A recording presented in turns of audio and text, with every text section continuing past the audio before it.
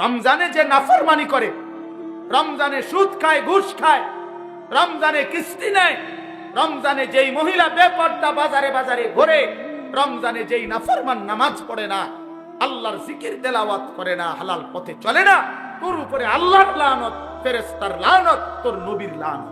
এই মুহূর্তে আমাদের সবাই, সারা পৃথিবীর ইমানদার মুসলমান যারা, সমস্ত ইমানদার মুসলমানের সমস্ত প্ল্যান, প্রোগ্রাম, পরিকল্পনা একটাই বস্তু নিয়ে, সেটা হলো মাহে রমজান। যাদের কলবে, কলিজার মধ্যে কবরের ফিকির, আখিরাতের ফিকির আছে, পরকালের ভাবনা আছে, তারা শুধু নেকি তালাশ করে, নেকি তালাশ করে, নেকি তালাশ করে। আর নেকির সর্বশ্রেষ্ঠ মৌসুম মাহে রমজান। মাহে রমজান আল্লাহর প্রিয় বান্দারা নেক তালাশ করে, নেক তালাশ করে।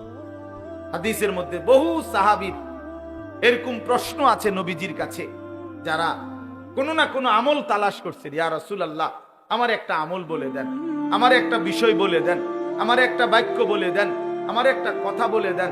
এইভাবে খুঁজছেন, শুধু আমল খুঁজছেন। কেন? আমার নেকি দরকার, আমার নেকি দরকার। দুল্লানি আলা আমালিন আমিলতুহু দাখালতুল জান্নাহ। এক সহজ সরল সাধারণ সাহাবী আয়েশা নবীজিকে বলছেন, ইয়া রাসূলুল্লাহ, আমাকে একটা আমল বলে দেন, আমল করব আর আমি জান্নাতে যাব। নবীজি সাল্লাল্লাহু আলাইহি সাল্লাম বলেন, আল্লাহ এবং রাসূলের প্রতি ঈমান রাখবা, 5 ওয়াক্ত নামাজ পড়বা, ফরজ হলে যাকাত দিবা, রমজান আসলে রোজা রাখবা। তখন পর্যন্ত হজ ফরজ হয় নাই, এজন্য এই 4টা বলে নবী শেষ করছে। এই সাহাবী দাঁড়িয়ে বললেন, ইয়া রাসূলুল্লাহ, আমি আল্লাহর কসম আপনার কথা থেকে এক চুলও কমাবো না, বাড়াবো না, বরং আপনি যা বলেছেন তা আমল করতেই থাকবো। নবীজি তখন বললেন বাকি সাহাবীদেরকে, মান সাররাহু আন ইয়ানজুরা ইলা রাজুলিন মিন আহলিল জান্নাহ ফালইয়ানজুর ইলা হাযা। তোমরা যদি এই মুহূর্তে জমিনের মধ্যে কোন জান্নাতি মানুষ দেখে তোমাদের নয়ন জুড়াইতে মন চায়, একে দেখো, একে দেখো, এই যে জান্নাতি। অথচ সে আমল করে নাই, এখন মাত্র ওয়াদা দিছে, কিন্তু বলার ঢং, চেহারার রং দেখে নবী বুঝছে যা বলছে তো দিল দিয়েই বলছে। বাটফারি কথা না, ধোঁকাবাজি কথা। বাবাদেরকেও বলি, নওজোয়ান ছেলে তোমাদেরকেও বলি, পর্দার আড়ালের মা বোনদেরকেও বলি, মা, আখিরাতের ফিকির করেন। আখিরাত যদি ফিকির হয়, পরকালের যদি ভাবনা হয়, তাহলে আমাদের পরকালের শ্রেষ্ঠতম সিজন আখিরাত কামাই করা মাহে রমজান। মাহে রমজান আমাদের সামনে।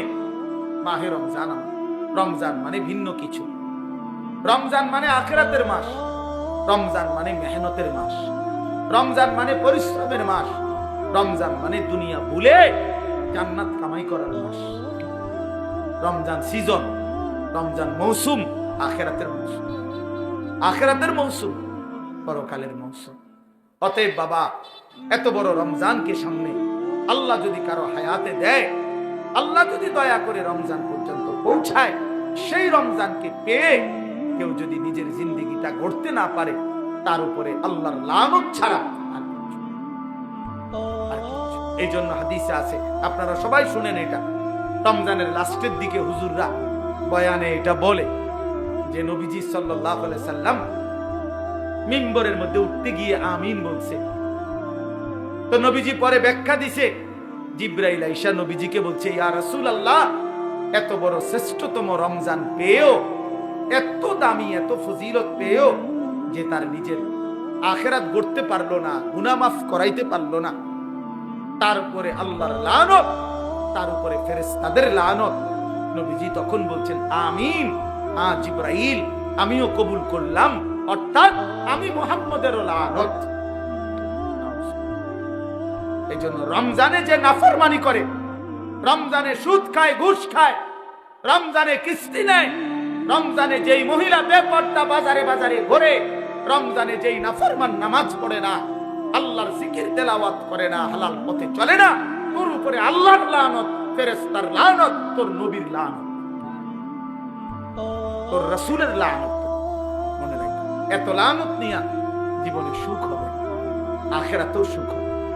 এজন্য দয়া করে ইনশাআল্লাহ মাহে রমজানকে কদর করুন, বলেন ইনশাআল্লাহ। ছেলেরা বলো বাবা ইনশাআল্লাহ রমজানের জন্য প্রস্তুতি নাও।